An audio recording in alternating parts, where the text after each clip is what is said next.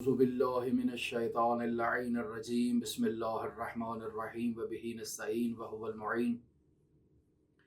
ہماری آپ کے ساتھ گفتگو حضرت سید الاوصیاء امیر المؤمنین علی بن ابی طالب علیہ آلاف و تحیت و ثنا کی حیرت انگیز اعجاب انگیز قضاوت کے بارے میں ہماری گفتگو جاری تھی۔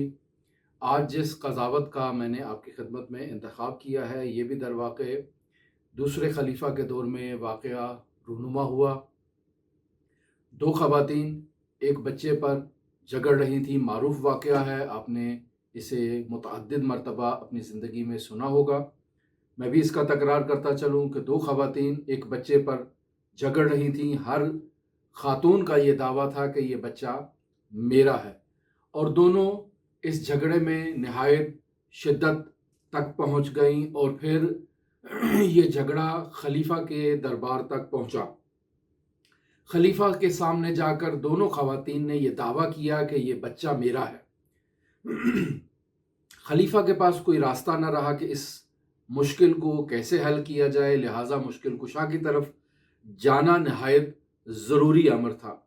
خلیفہ ان دونوں خواتین کے ساتھ مشکل کشا کے دروازے پر آئے اور آ کر اس مسئلے کے حل کے لیے مطالبہ کیا تاکہ یہ مشکل حل ہو جائے۔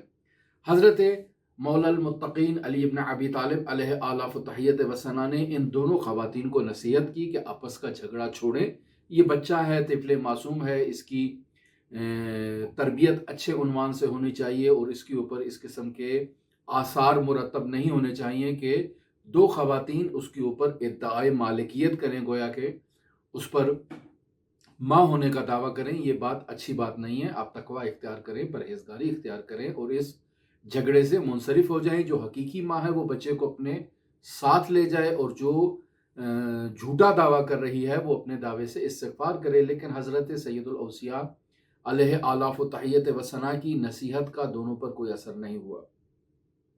اتنے میں حضرت نے اپنے غلام قمبر سے کہا کہ جاؤ میرے لیے ایک آری لے کر آؤ۔ خواتین نے پوچھا کہ آری کی کیا ضرورت ہے، آری کا کیا کرنا ہے؟ تعجب سے پوچھا بھائی آری کی کیا ضرورت ہے؟ حضرت نے کہا کہ میں اس بچے کو وسط سے دو حصوں میں تقسیم کروں گا، اور تم دونوں کو ایک ایک حصہ اس کا دے دوں گا تاکہ تم جا کر اپنی ممتا اس کے اوپر جتاؤ۔ تو وہ جو بچے کی ماں نہیں تھی وہ خاموش ہو گئی، اور جو بچے کی ماں تھی اس نے فریاد کرنا شروع کر دی، چیخ و پکار کرنا شروع کر دی کہ ابن ابی طالب، مجھے اس بچے کے دو حصے ہرگز قابل قبول نہیں ہے، میں اس تقسیم پہ ہرگز راضی نہیں ہوں کہ یہ بچہ اس طرح سے تقسیم ہو۔ حضرت سید الاوصیاء نے نعرہ تکبیر بلند کیا اور کہا کہ یہ تمہارا بچہ ہے۔ کیوں؟ چونکہ تم اس کی حقیقی ماں ہو۔ حقیقی ماں کبھی بھی بچے کی تقسیم پر راضی نہیں ہوتی۔